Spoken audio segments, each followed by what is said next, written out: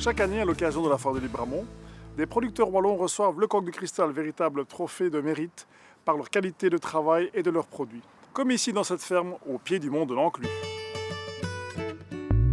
Bonjour, bienvenue à la chèvrerie de l'Enclus où nous transformons tous les produits à base de lait de chèvre, de l'entrée au dessert. Bonjour Bruno, comment ça va? Oui. Alors la vocation d'agriculteur, c'est à tous les âges finalement? Oui, même à mon âge, à 48 ans, donc j'ai commencé il y a 2 ans.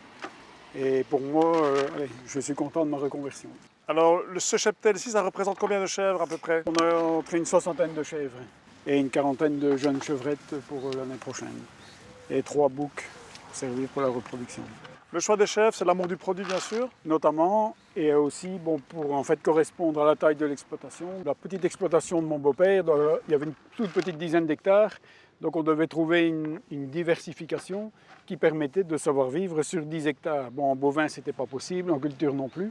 Bruno, nous sommes ici vraiment au sein de votre exploitation agricole. On voit là une faneuse et tout est vraiment issu de l'agriculture. Oui, en fait, donc la faneuse qui a servi à faire le foin qui est là, en fait, toute l'alimentation des chèvres est produite sur la ferme, du foin jusqu'à la céréale. On a véritablement l'amour du produit ici, hein? Le coup de cœur. Oui, donc ça, en fait, c'est le fromage aromatisé thym et miel qui a remporté le Coq de Cristal cette année. Tout à fait. Quels sont les secrets de la qualité d'un bon fromage? Oui, donc il s'agit d'un fromage très doux.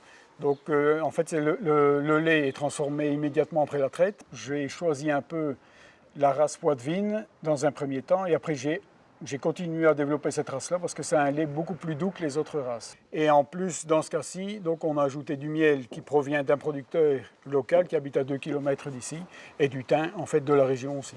Bien, après ces explications, je pense qu'on n'a plus qu'à goûter votre fromage. D'accord, volontiers. Bonne dégustation. Merci. On sent vraiment bien la douceur, vraiment agréable au palais. Merci. Nous avons encore des fromages affinés, du type Tom, affinés entre 2 et 6 mois. Puis les gruyères qui sont affinées 12 mois. Et les fromages type Marmesan qui sont affinés pendant 1 an et demi. Et bien sûr la crème glacée. Eh bien, Christer, il y a l'embarras du choix, il n'y a plus à se tracasser.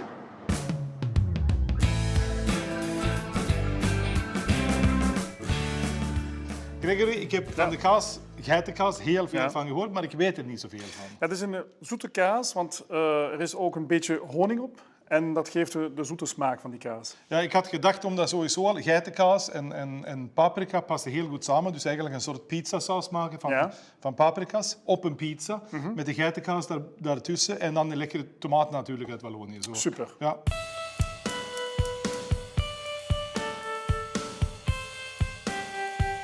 De saus is eigenlijk één belangrijke ding en dat is heel vreemd, maar het is zo. Moeten we eigenlijk tomaten uit blik gebruiken. Dat maakt eigenlijk de beste pizzasaus.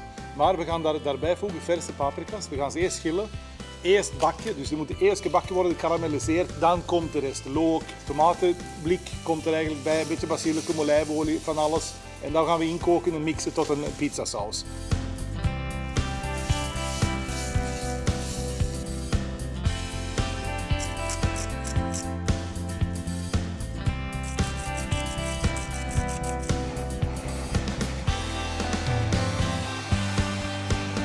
Voilà, Gregor, je mag ook die kleine tomaatjes ook opsnijden, gewoon in een helft.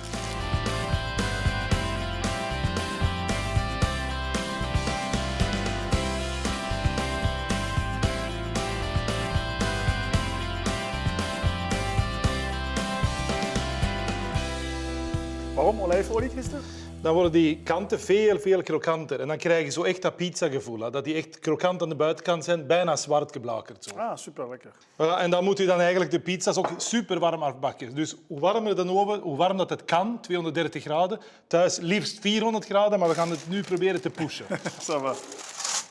Oké, Gregory. Ja? Nu moet hij gewoon verder bakken. Maar belangrijk bij pizza is weinig opleggen. Dus less is more. En niet te veel opleggen, dan wordt het maar een rotzooi. Oké. Ja.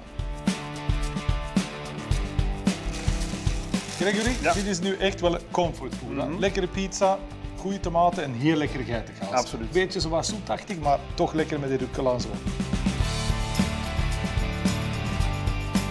Je moet in Libramont komen en een pizza voorbereiden. Dat doe ik. Ja.